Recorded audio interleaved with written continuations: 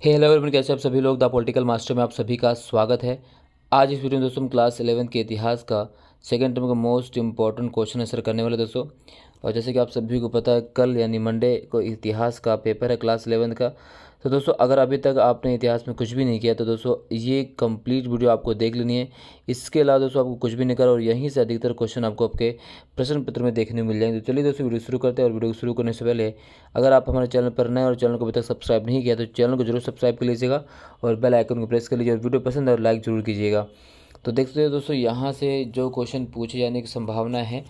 तो 3 वर्ग वाइकिंग लोग कौन थे? ठीक है। सामंतवाद का अर्थ स्पष्ट कीजिए। रोमन साम्राज्य का कौन सा प्रांत आगे चलकर फ्रांस बना और कैसे? फ्रांस का समाज किस आधार पर 3 वर्गों में बटा था? तो ये कुछ क्वेश्चन जहाँ से दोस्तों क्वेश्चन पूछे जाने की संभावना है। मैनर क्या था? हालांकि फर्स्ट में भी यहाँ से पूछा गया था, तो यहाँ से रिपीटेड क्वेश्चन पूछे जाने की संभावना है दोस्तों। ठीक है। तो ये सारे क्वेश्चन आपको कर लेने हैं। ठीक, अभी तक कुछ भी नहीं किया आपने हिस्ट्री में क्लास 11 में तो ये ज़रूर आपको करके आना है, क्योंकि ये मोस्ट एक्सपेक्टेड क्वेश्चन है दोस्तों। यहाँ से क्वेश्चन पूरे चांसेस है कि आपको प्रश्न पत्र में देखने को मिल जाए। ठीक है। तो ये सारी चीज़ आपको कर लेना है।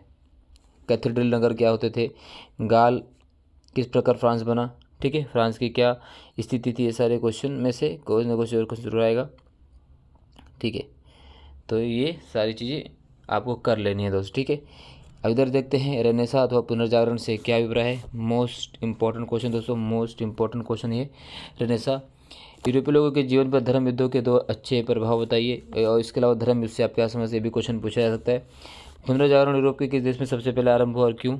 ठीक है, इंपॉर्टेंट क्वेश्चन है। पुनर्जागरण की 3 मुख्य विशेषताएं बताइए। यूरोप में हुए पुनर्जागरण के कोई 2 प्रभावों का वर्णन करो। छापे खाने का आविष्कार किनको समझा जाता है और यूरोप में पहली छपी पुस्तक कौन सी थी? धर्म सुधार आंदोलन से क्या अभिप्राय है? वेनिस और समकालीन फ्रांस में अच्छी सरकार के विचारों की तुलना कीजिए। और मानवतावादी विचारों के क्या अभिप्राय थे या उनके क्या अभिलक्षण थे? ठीक है। तो यहाँ से आपको कर लेना है। इस काल यानी पुनर्जागरण काल के इटली की वास्तुकला और इस्लामी वास्तुकला की विशेषताओं की तुलना कीजिए। ठीक है। तो यहाँ से दोस्तों आपको ये मतलब इस वीडियो के जितने भी क्वेश्चन दोस्तों आपको कर लेना है। अभी तक अगर अपने इतिहास में कुछ भी नहीं किया है तो मोस्ट एक्सपेक्टेड क्वेश्चन यहीं से पूछे जा सकते हैं। रेनेसा व्यक्ति से क्या अभिप्राय? ठीक है दोस्तों, रेनेसा व्यक्ति से क्या अभिप्राय, ये तो छोड़ना ही नहीं आपको। पुनर्जागरण से एक नई युग का आरंभ हुआ, ऐसा क्यों कहा जाता है? इंपॉर्टेंट है दोस्तों काफ़ी। ठीक है। मानवतावाद पर संक्षिप्त टिप्पणी लिखो। पुनर्जागरण काल में विज्ञान के क्षेत्र में प्रगति के क्या कारण थे? पुनर्जागरण की विशेषताएं। ठीक है दोस्तों, ये सारी चीज़ें वो कर लेनी है। पुनर्जागरण का जन्म सर्वप्रथम इटली में ही क्यों हुआ? ठीक है। तो यहाँ से पूरा उत्तर आपको कर लेना है। ठीक है। अब इसका आप स्क्रीनशॉट ले सकते हैं। इसके अलावा इसका जो PDF दोस्तों हमारे टेलीग्राम चैनल पर अवेलेबल है, वहाँ से भी आप इसे जाकर डाउनलोड कर सकते हैं।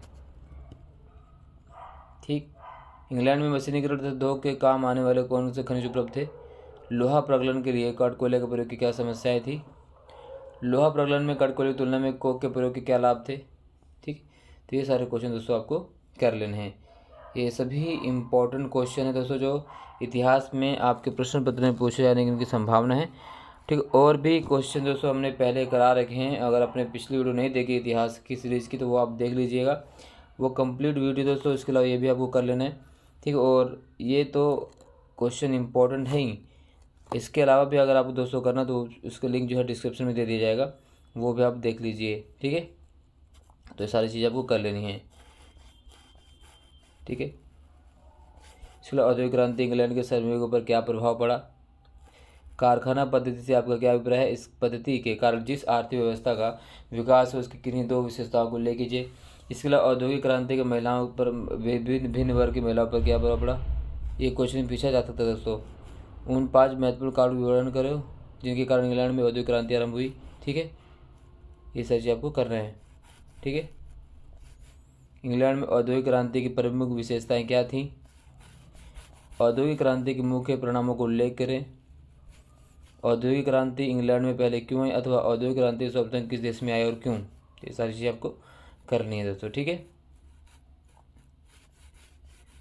ये सारे कारण हैं। औद्योगिक क्रांति इंग्लैंड में क्यों आई और सर्वप्रथम कहाँ किस देश में आई? भाप की शक्ति ने ब्रिटेन के औद्योगिकरण में किस प्रकार सहायता पहुंचाई? ये कर लेना है दोस्तों, ठीक है। इस तरह से जो भी क्वेश्चन हैं ये आपको कर लेने हैं। इन्हीं में से क्वेश्चन दोस्तों आपको देखने को मिल जाएंगे आपके प्रश्न पत्र में, जो कल एग्ज़ाम आपको होने वाला है हिस्ट्री का, ठीक है। ब्रिटेन में औद्योगिक क्रांति के कारण औरतों तथा बच्चों के काम करने के तरीकों में क्या परिवर्तन आए? ठीक। इसी प्रकार से सेटलर शब्द से क्या अभिप्राय है? दक्षिण अफ्रीका तथा अमेरिका में यूरोप उपनिवेशिक राजभाषा कौन सी थी? नेटिव शब्द से क्या अभिप्राय है? अमेरिका की पूर्व संध्या से क्या अभिप्राय है? उत्तरी अमेरिका के आरंभिक निवासियों की जीवन शैली की कोई 3 विशेषता बताओ। वेम्पूम बेल्ट क्या थी? ठीक है। उत्तरी अमेरिका के मूल निवासियों की परंपरा की महत्वपूर्ण विशेषता बताइए। तो ये सारे क्वेश्चन दोस्तों आपको करने हैं, इंपॉर्टेंट है। इसके अलावा दोस्तों क्लास 11 का जो क्वेश्चन सैम्पल पेपर था जो दिल्ली सरकार द्वारा जारी किया गया था, वो भी आपको कर लेना, वहाँ से भी क्वेश्चन देखने को आपको मिल जाएंगे, ठीक है। ये सारी चीज़ें आपको दोस्तों कर लेनी है, सारे इंपॉर्टेंट क्वेश्चन हैं। फ्रंटियर के क्या मायने हैं? चिरोकी कौन थे? ठीक, ये सभी इम्पोर्टेंट है। साम्राज्यवाद से आप क्या समझते हो? इन यूरोपीय देशों के नाम लिखे जिन्होंने साम्राज्यवाद को बढ़ावा दिया, ठीक। औपनिवेशीकरण को प्रेरित करने वाला मुख्य कारक कौन सा था? औपनिवेशीकरण की प्रकृति में पाए जाने वाली विविधताओं के उदाहरण दीजिए, ठीक है। तो गोल्ड रश से क्या अभिप्राय है? और उसने संयुक्त राज्य अमेरिका में रेलवे के निर्माण उद्योगों के विकास तथा खेती विस्तार में किस प्रकार सहायता पहुंचाई? इस तरह से क्वेश्चन कर लेना दोस्तों आपको सारा, ठीक है। आप इसका स्क्रीनशॉट भी ले सकते हैं। इसके अलावा जो PDF दोस्तों कंप्लीट हमारे टेलीग्राम चैनल पर अवेलेबल है, वहाँ से भी जाकर से आप डाउनलोड कर सकते हैं फ्री ऑफ कॉस्ट, कोई भी चार्ज वहाँ पर आपको देना नहीं पड़ेगा, ठीक है। निशीजन क्योतो में रेशम उद्योग के विकास को 3 पहलू बताइए। मेजी पुनर्स्थापना से क्या अभिप्राय है? जापान में मेजी शासन के अधीन फुकुओ क्यो के नारे से क्या तात्पर्य था? सम्राट व्यवस्था से जापानी विद्वानों का क्या अभिप्राय था? जापान में नई विद्यालय व्यवस्था क्या थी, उसका क्या परिणाम निकला? मेजी शासन के अधीन किए गए कोई 2 सैनिक परिवर्तन बताओ, ठीक है। तो ये सारी चीज़, इसके अलावा अफीम युद्ध क्या था, ठीक है। तो ये सारे क्वेश्चन आपको करने हैं दोस्तों, ठीक है। ये कंप्लीट उत्तर है। चीन की सर्वहारा सांस्कृतिक क्रांति क्या थी? चीन में प्रचलित कन्फ्यूशियसवाद की विचारधारा क्या थी? कुओमिंतांग दल की स्थापना के विषय में आप क्या जानते हैं? 1911 की चीनी क्रांति के 2 कारण बताइए, क्रांति के 2 परिणाम, और 1949 की चीनी क्रांति के क्या कारण थे, ठीक है। तो ये सारी चीज़ें दोस्तों आपको कर लेनी है,